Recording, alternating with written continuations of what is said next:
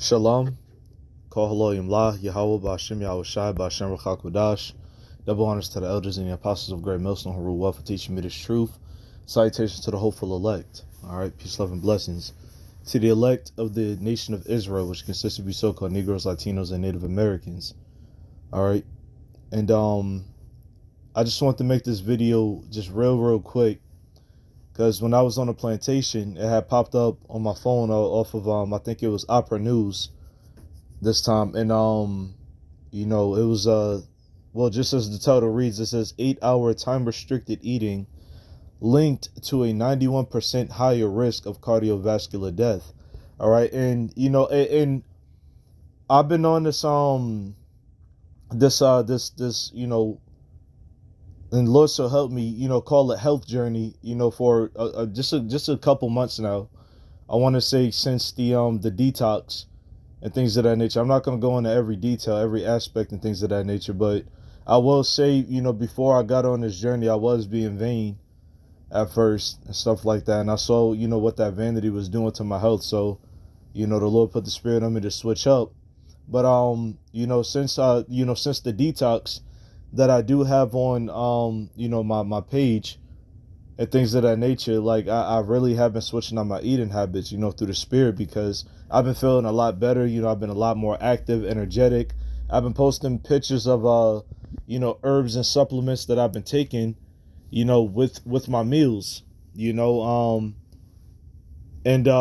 things of that nature. And like Lord's willing, in the future, and I don't want to do a video on anything of the nature right now, but I did mention that I like to do that I have been doing the 1 meal a day plans. So if brothers are not familiar, and the elder apostle Gabar and other apostles and brothers as well, I've been doing videos on it and things of that nature. But I wanted to talk about the intermittent fasting and how beneficial it is for our health, and how realistically we used to do things like that in the ancient world. Okay, so intermittent fasting is basically time restricted eating. All right, so you would set yourself in a certain amount of hours where you would fast, okay, and then you would eat in a certain amount of time. That's time restricted eating. Okay, so it could be 1 hour, 2 hours, 5 hours, 8 hours, and things of that nature. Okay.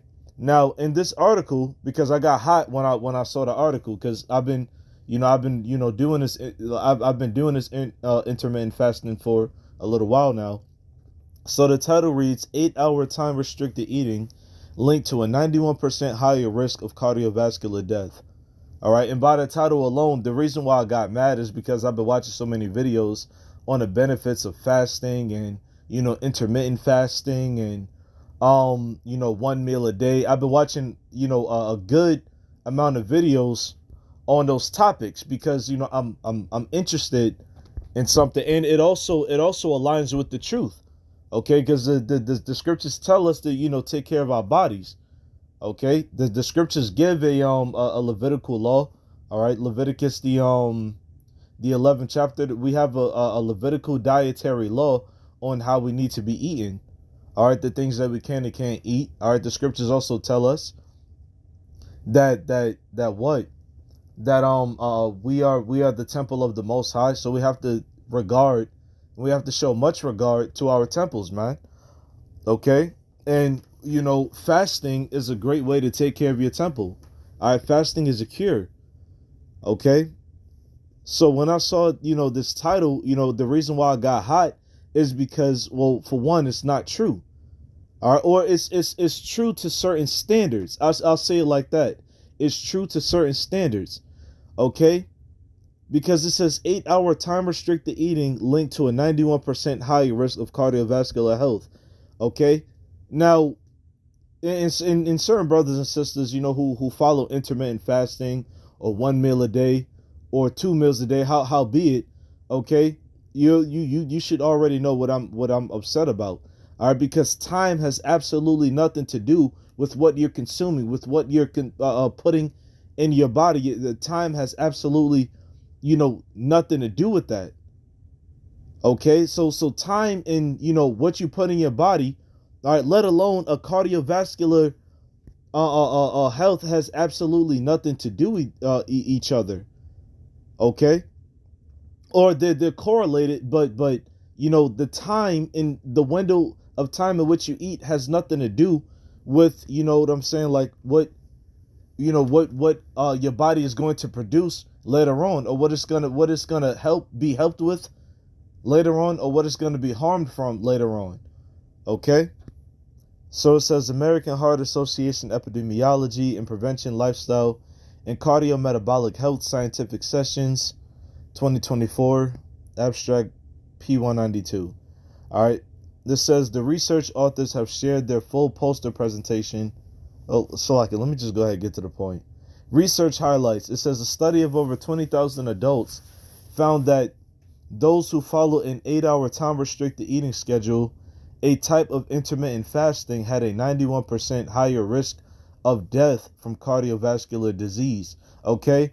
And what I pulled from this, what I pulled from this was throughout the article, all right, it doesn't mention what types of food and what types of habits that these individuals are who had 91% problems with cardiovascular health. It doesn't mention what type of food or what type of habits they were indulging in that 8-hour period. Okay, because correlation is not causation.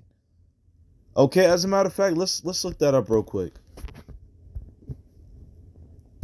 Because I heard that on one of the YouTube doctors I was looking at. Because and there's at times where if you got the wits enough, there's times of course through prayer and fasting, okay, or even right along with that, talk to a brother or elder, whoever you're nearby, and things of that nature. It's okay to self-diagnose yourself.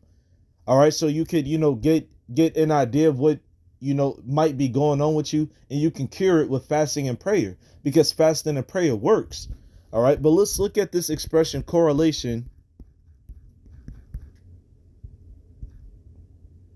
versus causation. All right, so it says correlation means there is statistical association between variables, right? And the two variables in this article, is time restricted eating and higher risk of cardiovascular health. Okay, cardiovascular health includes and is not limited to a heart attack, okay, or stroke, which if I'm not mistaken has something more to do with the brain, but it all ties in. All right, because it has something to do with your overall health. All right, and your heart. All right, your heart is realistically a vast majority of your health. If your heart ain't good, nothing is good, man. All right. So heart attacks, strokes, what have you, what is it, man? Atherosclerosis, okay, diabetes, type 1, type 2, and so on and so forth. Okay, so they're saying the amount of time that you limit yourself to a certain window of eating, the time that you limit yourself to a certain amount of eating, has something to do with you putting yourself at risk with your cardiovascular health, which the two are not directly correlated. Okay, what the real correlation is what you eat in those amount of hours that you actually eat. Okay, Salaki, I'm not the best with explaining this, but I'm confident I know what I'm talking about, because I've been watching these videos for a while now. Okay, in long story short, the amount of time the amount of time that you restrict yourself to eating has nothing to do exactly with what you eat. Okay, it's about what you eat. Okay, that's going to increase your risk of cardiovascular health, not the time frame in which you eat. Okay, in this article, like I said, it doesn't talk about what these individuals were eating at all. It doesn't talk about what these individuals were eating, man. It doesn't talk about their habits. It doesn't talk about any of that. Okay? They're just trying to. They're just. There's. And this is just Esau being Esau. Okay, the so-called white man rolling over the world right now. This is just Esau being a deceiver, man. Okay, because there's nothing wrong with an 8-hour eating window. Okay, but what you eat during that 8-hour eating window, it will greatly affect your body. It will greatly affect your cardiovascular health. Okay, because you can have 8 hours, of eating fruits, vegetables, nuts, and seeds. Certain meats. Okay, according to our dietary law, of course. All right, in Leviticus the 11th chapter. Or you could spend 8 hours eating a bunch of damn fast food. Okay, so it's correlation versus causation. All right, so correlation versus causation is correlation means there is a statistical association between variables. Causation means that a change in one variable causes a change in another variable. Okay? The phrase correlation does not imply causation, refers to the inability to legitimately deduce a cause and effect relationship between two events. Excuse me. It says between two events or variables solely on the basis of an observed association or correlation between them. Okay, so once again, they use time and they use cardiovascular health. Okay, nothing to do with each other. Okay, it's about what you're putting in your system, not what time you restrict your system to working, or in this case digesting. That's what I mean by working. Okay, so because and I'll tell you this, and I have posted a little short about it before, about this individual named Brian Ayers. Okay, and he basically brought up the individual that got people on this whole 3 meals a day, eating more meat, the quote unquote manly masculine diet, eating meat and carbs all the damn time and things of that nature. And a lot of those eating habits are not beneficial for us, man. We're supposed to be eating, we can eat meat, okay, but we can also eat, herbs. Okay, we're supposed to be eating herbs. Okay, we're supposed to be eating fruits, vegetables, nuts, seeds. All right, drinking water. Okay, because we can drink water, Yaki. All right, but this video ain't about him. Okay, but they're trying to demonize time restricted eating. They want us to eat all day.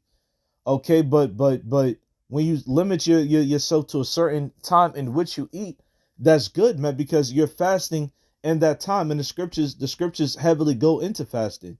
Now I'm not gonna go into every scripture, but I'm gonna just read a few of them and things of that nature. All right, I just typed in fasting prayer.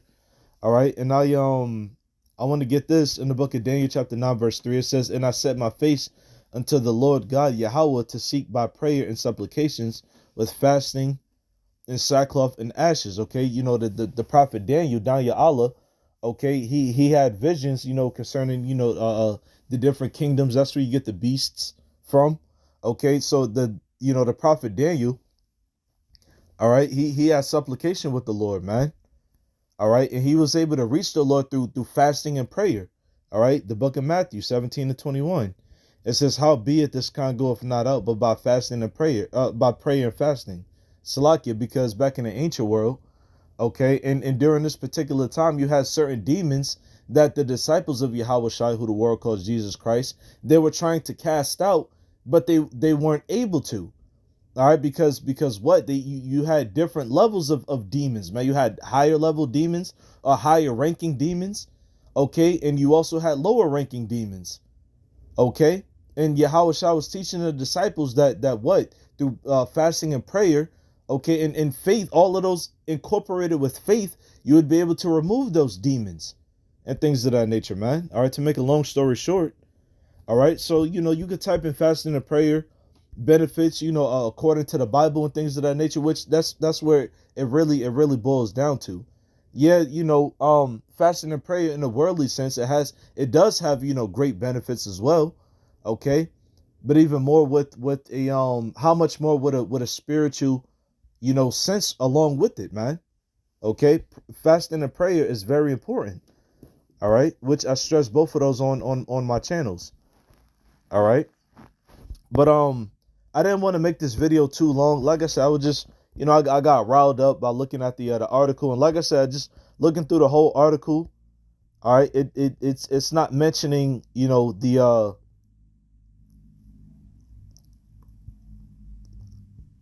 the lifestyle of these individuals, okay? Because just because you limit your what you eat to a certain, you know period in time and space throughout the day, okay, it doesn't have anything to do with your cardiovascular health unless it's based on what you're eating. All right, it's about what you eat, not the space and time in which you eat. Okay, because 8 hours, like I said earlier, 8 hours worth of eating, fruits, vegetables, nuts, and seeds and clean meats is very different from 8 hours worth of eating a bunch of fast food and junk food. They're very different. They're totally different. All right. But for all you brothers and sisters, who follow the intermittent fasting or the one meal a day and things of that nature, and you got a nice little routine set up and it works for you, continue doing that, man. All right, because these devils, they just want us, nice and plump. All right. But with that being said, shalom.